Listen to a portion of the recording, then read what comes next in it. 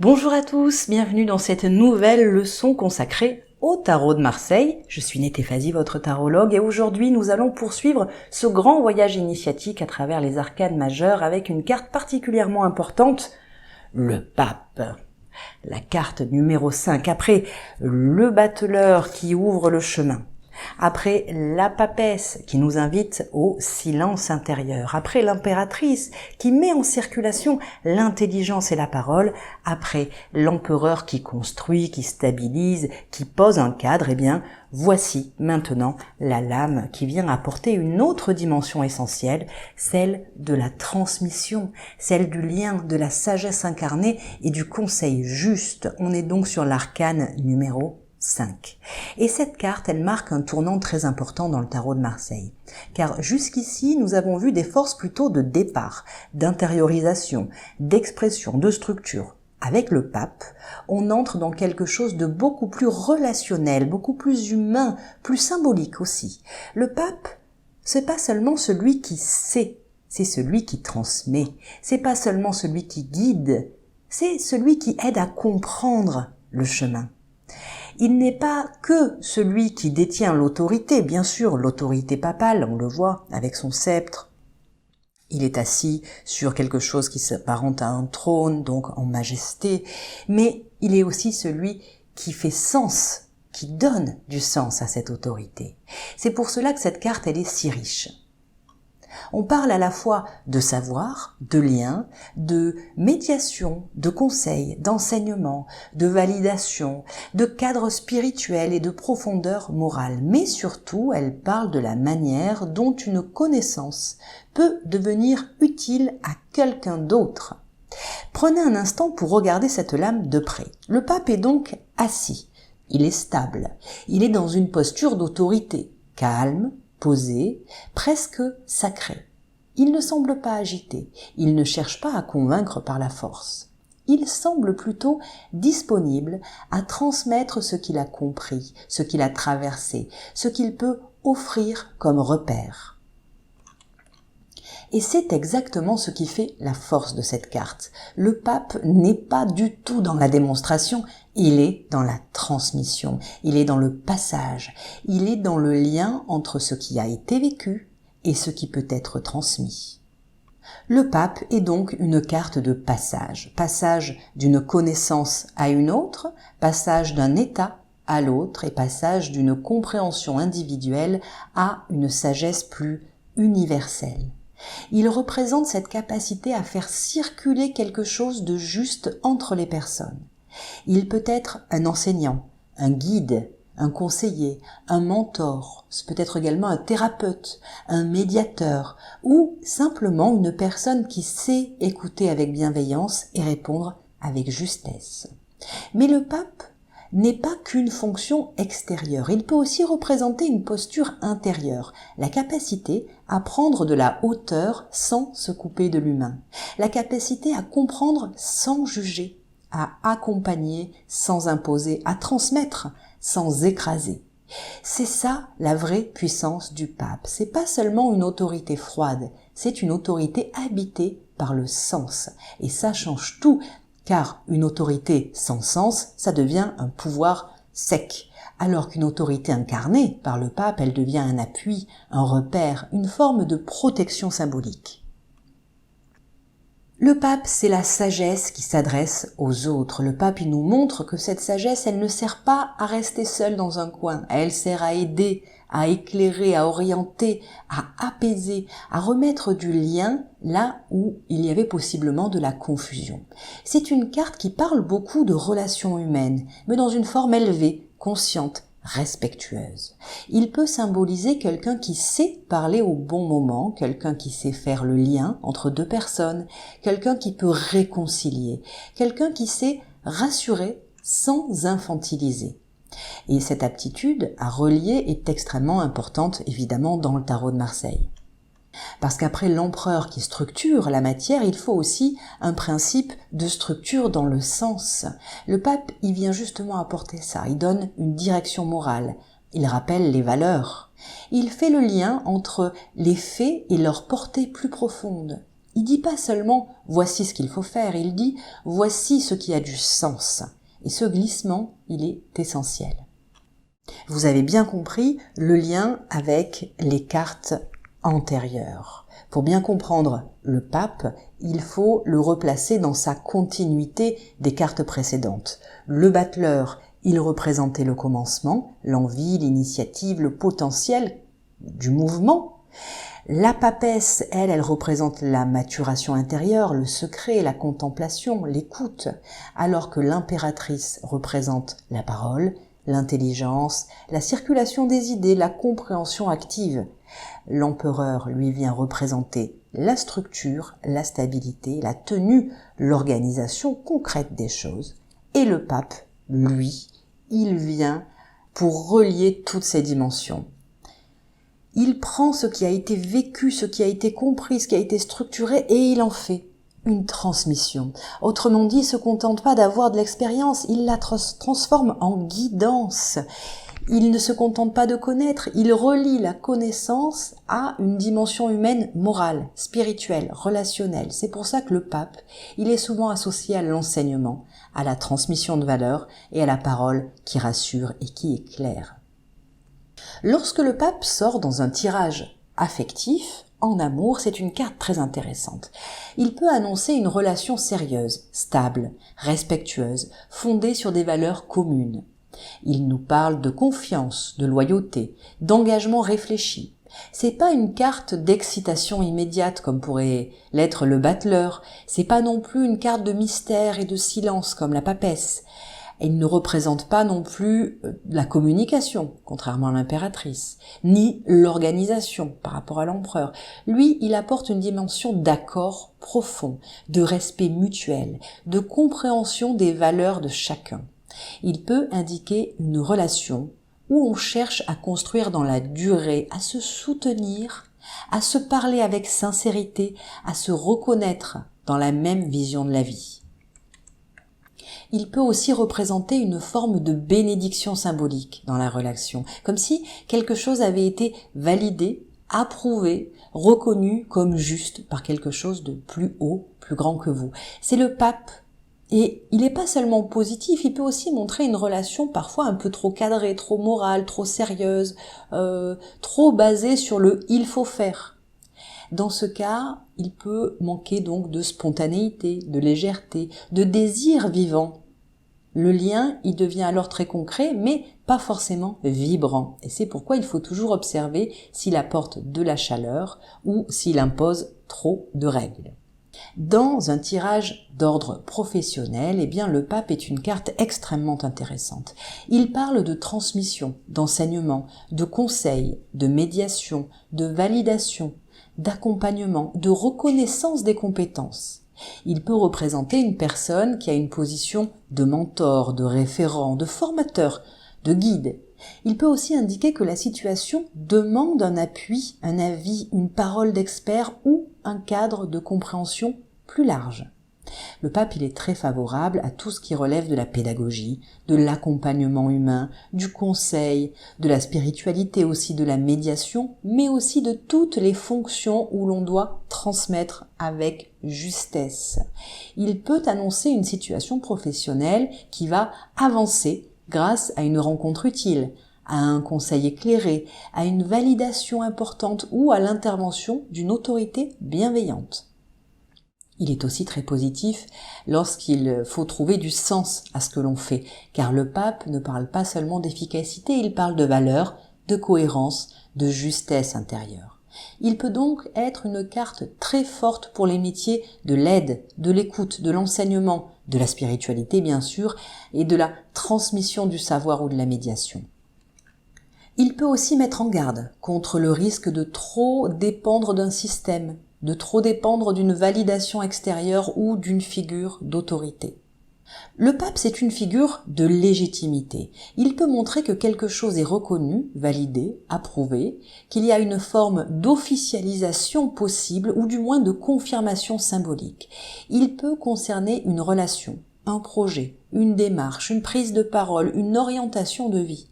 Le pape y donne souvent le sentiment que l'on est dans le bon cadre, que l'on peut recevoir l'appui d'une instance plus haute, d'une personne expérimentée ou d'un principe de justesse plus global. Mais ici encore, il faut garder la nuance, car la légitimité du pape n'est pas celle du pouvoir pur, elle est liée à la cohérence entre ce que l'on dit, ce que l'on vit et ce que l'on transmet. C'est une carte d'exemplarité. Elle nous rappelle que la parole n'a de valeur que si elle est incarnée. C'est une carte d'autorité douce aussi. L'empereur, il imposait un cadre. Le pape, lui, il inspire le respect sans dureté. Ce n'est pas une carte de force brute, c'est une carte qui est dans l'écoute active, dans la parole juste, dans la posture d'accueil. C'est une forme d'autorité qui est très différente. Elle est beaucoup plus douce, plus humaine, plus spirituelle aussi. Il faut aider à faire la paix. Elle peut également apaiser une tension. Elle peut réintroduire du dialogue. Elle aide à rappeler que l'on peut être ferme mais sans violence, clair sans rigidité et légitime sans être dominateur. Et c'est une nuance très importante qu'il apporte ici, le pape. Car le pape nous enseigne que la vraie autorité, elle relie au lieu de séparer. Mais vous le savez, cette carte peut aussi être tirée de façon renversée. Et bien dans ce cas, son énergie est évidemment déséquilibrée, vous le savez, vous commencez à le comprendre. Il peut alors devenir trop dogmatique, trop moraliste, trop rigide dans ses principes, ou au contraire être trop faible pour guider correctement. Il peut y avoir une perte de cohérence entre ce qui est dit et ce qui est vécu. Le pape renversé peut aussi montrer une difficulté à faire confiance à son propre discernement. La personne, le consultant, cherche alors trop de validation extérieure. Il attend qu'on lui dise quoi faire, il hésite à se positionner par lui-même. Dans d'autres cas, il peut signaler également un conseil qui est inadapté, une autorité qui a été contestée, une spiritualité qui serait trop fermée ou un cadre de pensée qui est devenu trop strict. Attention, moi j'ai souvent vu sortir le pape à l'envers lorsque quelqu'un a écouté une personne, lui faisait confiance et il s'avère que ce conseil n'était pas adéquat. Il peut aussi révéler une difficulté à écouter un autre point de vue que le sien, ou à transmettre de manière souple. La parole, elle devient alors pesante au lieu d'être éclairante. Ça peut arriver quand on a des questions liées à l'éducation des enfants. Lorsque le pape est renversé, eh bien, souvent, c'est que l'autorité parentale n'est pas forcément bien claire, bien et assez souple. La parole n'est pas éclairante. Et donc, dans certains contextes, ça peut aussi indiquer un décalage entre les valeurs affichées et la réalité des comportements. Le pape renversé, il invite donc à revenir à plus d'authenticité, de simplicité et d'alignement tel qu'il est lorsqu'il n'est pas renversé.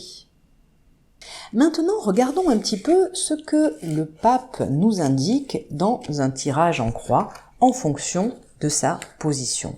La première des positions dans laquelle il peut apparaître, vous commencez à le savoir, c'est la coupe. D'accord, admettons, je triche, évidemment. Voilà, je bats mes cartes et hop, je coupe, je tombe sur le pape. Quelle surprise. Alors, à la coupe, le pape, il peut montrer que le cœur, même de la question, est lié à une recherche de sens, de soutien et de conseils justes. Là, lorsque votre consultant vient avec cette carte en coupe, vraiment, il attend de vous une guidance extrêmement bienveillante et intelligente, d'accord ? Là, on fait attention. Il peut indiquer qu'une parole sage, un accompagnement ou une médiation sont au cœur de son problème. C'est une position qui est très favorable lorsqu'on cherche à comprendre comment résoudre une tension, comment retrouver un accord, comment avancer avec plus de cohérence. Le pape, à la coupe, il peut montrer qu'il existe une dimension morale ou spirituelle dans la question, dans la situation, quelque chose en fait qui demande d'être traité avec respect et avec lucidité. Mais vous le savez, le pape pourrait très bien se situer sur la gauche, lors d'un tirage en croix. On va faire un peu de place. Est-ce qu'on voit tout ? Oui, quasiment. Eh bien, lorsqu'il se trouve ici, à gauche, Alors le pape renvoie aux bases, au passé, à ce qui est transmis et enseigné et intégré depuis un moment. Il peut révéler un héritage familial, culturel, spirituel ou éducatif très important. Parfois, il montre qu'une figure de référence a profondément marqué la manière dont la personne pense, agit ou se positionne aujourd'hui. Il peut aussi indiquer qu'il existe une tradition, une valeur, un cadre ancien sur lequel s'appuie la situation actuelle. Dans certains cas, cette position, elle peut montrer aussi que la question a déjà été guidée ou éclairée par le passé et que cette mémoire continue d'agir, qu'il faut donc s'en souvenir et l'activer. Lorsque le pape se retrouve en position droite, eh bien là, c'est le défi, l'obstacle, la tension. Donc ici, il peut signifier un excès de morale, un cadre trop rigide, une difficulté à s'ouvrir aux autres, à d'autres points de vue aussi, ou une tendance à chercher une vérité unique là où il faudrait beaucoup plus de nuances. Il peut aussi montrer une dépendance à une autorité, une peur de se tromper, une difficulté à faire confiance à sa propre voix intérieure. Parfois, le pape à droite, il peut indiquer aussi que le conseil donné n'a pas été le bon et que la médiation ne fonctionne pas comme prévu. Il invite alors à sortir des principes figés pour revenir à une sagesse plus vivante. Lorsqu'il est en position haute, eh bien, le pape montre que la personne, le consultant, cherche consciemment de la clarté, du soutien, une orientation fiable, une validation, un repère juste. Il peut indiquer une volonté d'agir correctement, de rester fidèle à ses valeurs ou de recevoir un conseil éclairé pour prendre une décision importante. C'est une position très forte dans les situations où le sens même est au premier plan. Bien sûr, le pape peut également être en position basse. Et vous le savez, ici, il représente le socle inconscient, la base intérieure. Il peut montrer ici une sagesse profonde, une capacité naturelle à relier, à transmettre, ou une manière ancienne de se sentir responsable du bien-être des autres. Mais il peut aussi révéler un besoin inconscient de cadre moral, un réflexe à se tourner vers une autorité ou une difficulté à se fier pleinement à son propre jugement. Dans certains cas, cette position, elle montre que la personne porte en elle une vocation de guide ou de passeur sans forcément en avoir toujours conscience. Il se peut également que le pape apparaisse en carte de synthèse, une fois que vous avez fait la somme de toutes les cartes. Eh bien, en synthèse, le pape, il annonce une situation qui trouve son équilibre dans une parole juste, la médiation, le conseil, la transmission et la reconnaissance mutuelle. Il indique souvent qu'il faut écouter, il faut clarifier, il faut relier, il faut accepter d'être guidé par quelque chose de plus grand que la seule volonté individuelle. C'est une carte qui favorise l'accord, l'apaisement, la cohérence et le sens partagé. Elle dit que la bonne réponse n'est pas seulement dans l'action, elle est dans la qualité de la relation, du conseil, de la compréhension. J'aime bien dire, lorsqu'il y a cette carte en synthèse, qu'il faut concilier les contradictions. Il y a quelque part contradiction. Eh bien, il faut concilier. Selon les cartes, ici, on a souvent deux jeunes gens qui sont baissés devant la parole du pape. Eh bien, moi, je le vois souvent comme deux contradictions et le pape au milieu qui essaye de concilier tout ça. La leçon à tirer, donc, de cette carte, c'est la relation juste. Le pape, il nous apprend que la sagesse, elle ne vaut rien si elle est isolée. Elle doit servir à guider, à apaiser, à éclairer. Elle doit être mise au service du lien humain. C'est une carte profondément généreuse parce qu'elle transforme l'expérience en soutien pour les autres.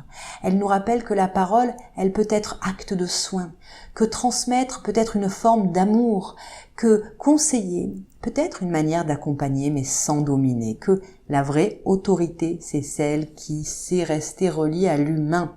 Le pape est donc une carte de transition, de sagesse, d'accompagnement. Il vient, après les cartes qui ont construit, pensé, parlé, structuré, pour donner à tout cela une portée humaine et symbolique. Il nous montre que la connaissance n'a de valeur que si elle devient utile, vivante, partageable. Dans un tirage, il peut annoncer une aide, une validation, un conseil, une médiation, un enseignement ou la présence d'une figure emblématique, bienveillante et légitime. Mais il peut aussi nous inviter à nous méfier des cadres trop rigides, trop moraux, trop pesants et des dépendances à une autorité extérieure. Comme toujours, c'est le contexte qui permet de trouver la bonne nuance et pour ça, évidemment, je vous fais confiance. Si vous n'y parvenez pas, parce que parfois, lorsqu'on se tire les cartes pour soi-même, eh bien l'objectivité nous fait défaut et je sais très bien de quoi je parle. Dans ce cas-là, n'hésitez pas à me contacter sur lavoiedutarotdemarseille@gmail.fr pour que je puisse vous proposer ma propre guidance. C'est toujours un contexte en tout cas qui permet de trouver la bonne nuance. Rappelez-vous de ça. Pour aujourd'hui, retenez simplement ceci. Le pape ne garde pas la sagesse pour lui. Il la transmet, il la relie, il l'incarne. Et c'est là ça fait de lui donc une figure essentielle du tarot de Marseille. Je vous dis à très vite pour la prochaine carte. Bye bye.